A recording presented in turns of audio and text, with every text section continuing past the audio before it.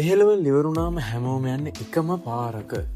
ඒත් ඔයාලා දන්නවද ලංකාවේ ඉඳන්ම ගොඩක් අය දන්නේ නැති හැංගිලා තියෙන හැබැයි පට්ට සැලරි එකක් ගන්න පුළුවන් ජොබ්ස් තියෙනවා කියලා. අද මම ඔයාලට කියනවා නංගිලා මල්ලිලාට අනිවාර්යයෙන්ම try කරන්න පුළුවන් ජොබ්ස් 20ක් සහ ඒවායේ ඇතුලේ ඇත්තටම මොකද්ද වෙන්නේ කියලා. අවසානයේ වෙනකම්ම බලන්න ඔයාලට ගැළපෙනම එක මෙතන ඇති.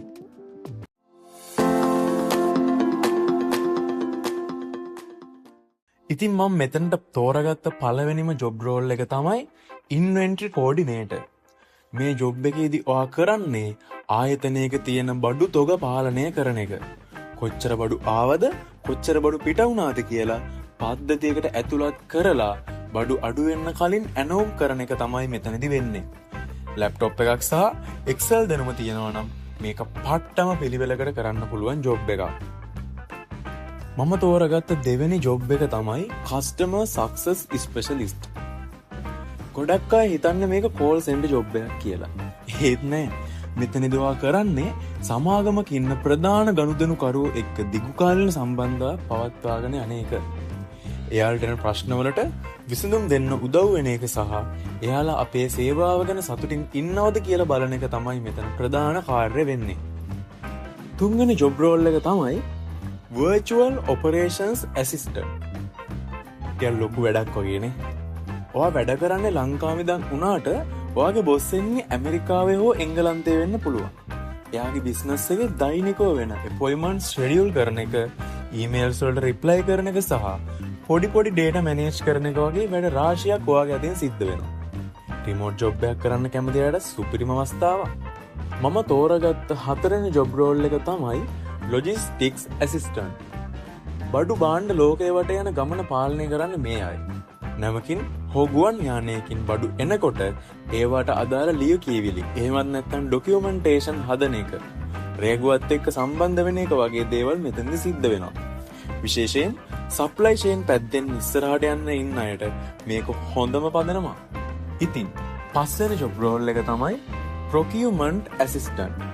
මේකදී ඔයා කරන්නේ ආයතනයකට අවශ්‍ය බඩු භාණ්ඩ අඩුම මිලට සහ හොඳම තත්ත්වයෙන් මිලදී ගන්න සහාය වෙන එක. සප්ලයර්ස්ලත් එක්ක කතා කරන එක, මිල ගණන් නැත්නම් කොටේෂන්ස් සංසන්දනය කරන එක වගේ දේවල් මෙතනදී කරනවා. හොඳට කතා කරලා ගනුදෙනු බේරන්න පුළුවන් අයට මේක මාරු ජොබ් එකක්. 6. e-commerce manager. දැන් හැම දෙයක්ම ඔන්ලයින් නිසා ඔන්ලයින් ෂොප් එකක තියෙන බඩුවල විස්තර අප්ඩේට් කරන එක, ඕඩර්ස් ලැබුණම ඒවා පැක් කරලා යවන්න ඇරේන්ජ්මන්ට් කරන එක සහ කස්ටමර් රිවිව්ස් වලට රිප්ලයි කරන එක තමයි මෙතනදී වෙන්නේ. දරාස් හෝ Amazon වගේ ප්ලැට්ෆෝම් ගැන උනන්දුවක් තියෙන අයට මේක හොඳයි. ඊළඟට මම තෝරගෙන තියෙන්නේ data analyst. මේක entry level job එකක්. ඔයා ඉලක්කම් වලට සහ ලොජික් වලට කැමති කෙනෙක් නම් මේක ඔයාටමයි. කම්පැනි එකක තියෙන දත්ත එහෙමත් නැත්නම් data පාවිච්චි කරලා ව්‍යාපාරය දියුණු කරගන්නේ කොහොමද කියලා තීරණය කරගන්න උදව් වෙන එක මෙතනදී සිද්ධ වෙනවා. Excel සහ පොඩි ටූල් කීපයක් ඉගෙන ගත්තම ලොකු ගමනක් යන්න පුළුවන්. ඊළඟ ජොබ් රෝල් එක තමයි content moderator. Facebook, TikTok වගේ ප්ලැට්ෆෝම් වල තියෙන වීඩියෝ සහ පෝස්ට් නීති විරෝධීද කියලා පරීක්ෂා කරන එක මෙතනදී සිද්ධ වෙනවා. ලොකු IT සමාගම් මේ සඳහා සේවකයන් බඳව ගන්නවා. තාක්ෂණයට ආදරය කරන හැබැයි ලොකුවට කෝඩින් ඉගෙන ගන්න අකමැති අයට මේක ගැලපෙනවා. ඊළඟ ජොබ් රෝල් එක තමයි ෆ්ලීට් ඩිස්පැචර්. අහලවත් නෑනේ.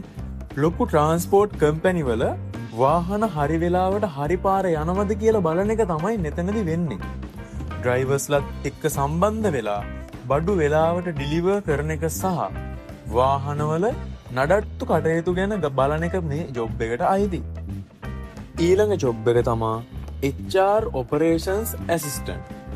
සේවකීන්ගේ නිවාඩු වාර්තා, පඩිලේඛන හදන එක සහ අලුත් සේවකීන් බඳවා ගැනීමේදී අවශ්‍ය කරන ලිය කියවිලි කටයුතු මෙතනදී කරනවා. මිනිස්සු කළමනාකරණය කරන්න සහ ඇඩ්මිනිස්ට්‍රේටිව් වැඩවලට කැමති අයට මේක හොඳ ආරම්භයක්. ඊළඟ ජොබ් එක තමා Inside Sales Representative. බය වුණානේ? පාරවල් ගානේ අවුවේ යන්නේ නැතුව ඔෆිස් එකේ ඉඳන්ම ෆෝන් එකෙන් හෝ ඊමේල් හරහා අලුත් ගනුදෙනුකරුවන් සොයාගන්න එක තමයි මෙතනදි වෙන්නේ. අලුත් මිනිස්සු එක්ක කතා කරන්න බය නැති ඕනෑම දෙයක් විකුණගන්න දක්ෂ අයට මේක පට්ට. ඉතින් මම ඔයාලට අරගෙන එන ඊළඟ ජොබ් එක තමා ටෙක්නිකල් රයිටර්. ඔයා අලුත් ෆෝන් එකක් ගත්තම ඒකත් එක්ක යන යූසර් මැනුවල් එක දැකලා ඇති. ඒ වගේ සංකීර්ණ දේවල් සාමාන්‍ය මිනිස්සෙකුට තේරෙන සරල භාෂාවෙන් ලියන එක තමයි ටෙක්නිකල් රයිටින් කියන්නේ. ලිවීමේ හැකියාව සහ ඉංග්‍රීසි දැනුම තියෙන අයට මේකෙන් ලොකු ගාණක් හොයන්න පුළුවන්. ඉතින් ඊළඟ ජොබ් එක තමා මාකට් රිසර්ච් ඇනලිස්ට්. අලුතින් ප්‍රොඩක්ට් එකක් මාකට් එකට දාන්න කලින් මිනිස්සු ඒකට කැමති වේද කියලා හොයලා බලන එක මෙතනදි කරනවා. විවිධ සර්විස් කරන එක සහ ප්‍රතිඵල විශ්ලේෂණය කරලා රිපෝට් හදන එක තමයි ඔයාට කරන්න තියෙන්නේ. ඊළඟ ජොබ් එක තමා ඉවෙන්ට් කෝඩිනේටර්. ලොකු වෙඩින්ග්ස්, කොන්ෆරන්ස් සහ පාටිස් පිළිවෙලකට ප්ලෑන් කරන එක මෙතනදි සිද්ධ වෙනවා. වෙනියු එක වෙන් කරන එකේ ඉඳන් කෑම බීම ලයිට්ස් දක්වා හැම දෙයක්ම වෙලාවට සිද්ධ වෙනවද කියලා බලන එක ඔයාගේ වගකීමක්. ඊළඟ ජොබ් එක තමා ක්ලේම්ස් ප්‍රොසෙසර්.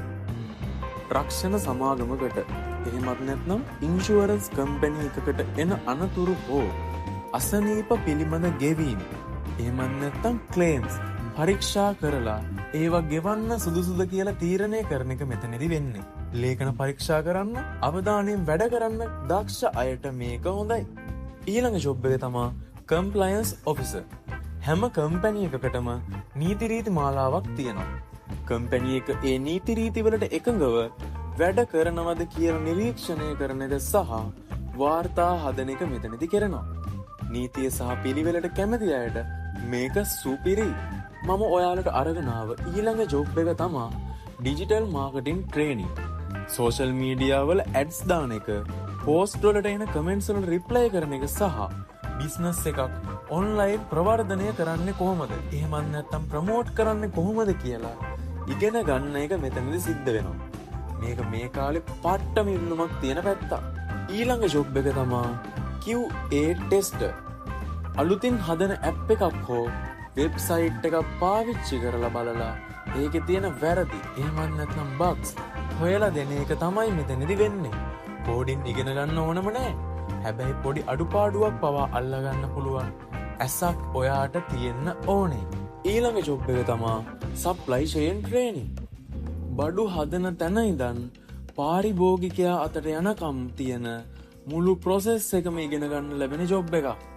මේකෙදි ඔයාට එක එක අංශවල වැඩ කරන්න ලැබෙන නිසා මුළු බිස්නස් එක ගැනම ලොකු අත්දැකීමක් ගන්න පුළුවන්.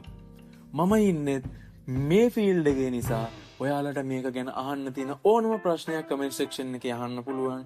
මම මේ ඕනම එකකට උත්තර දෙනවා. ඊළඟ ජොබ් එක තමා AI prompt engineer. මේක අනාගතයේ ලොකුම ජොබ් එකක්. ChatGPT වගේ AI tools වලට හරි විදිහට නියෝග එහෙමත් නැත්නම් prompts දීලා අපිට අවශ්‍ය නිවැරදිම දේ ලබා ගන්න එක තමයි මෙතනදි කරන්නේ. මේක දැන්ම ඉගෙන ගන්න කෙනාට ඊළඟ අවුරුදු කිහිපයේදී පට්ට ඩිමාන්ඩ් එකක් එනවා. ඉතින් මේ ජොබ්ස් 20න් ඔයාලට ගැලපෙන්නේ මොකක්ද?